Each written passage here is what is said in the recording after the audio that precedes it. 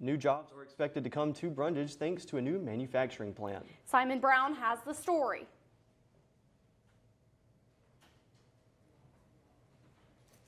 So sauces found in grocery stores and fast food chains found across the country.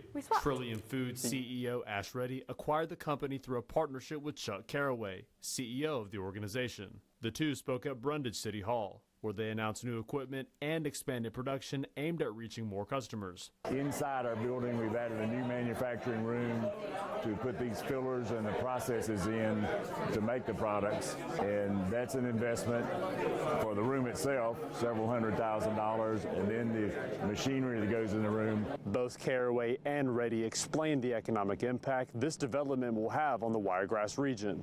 This particular project, we believe, will be somewhere between 82 and 100 new employees here in Brundidge, and we hope to grow it beyond that, but that's what this first opportunity with expansion will entail, is at least that many people. Before the community, I think it's going to mean a substantial amount of money being reinvested in the site here to become one of the larger ones in the country.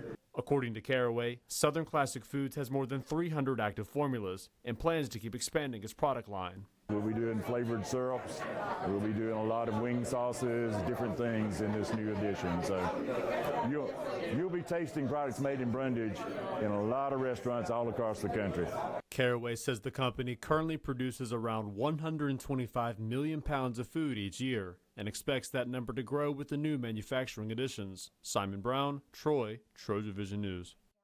According to Reddy, the expansion is expected to create more than 200 jobs in Brundidge over the next 3 to 5 years.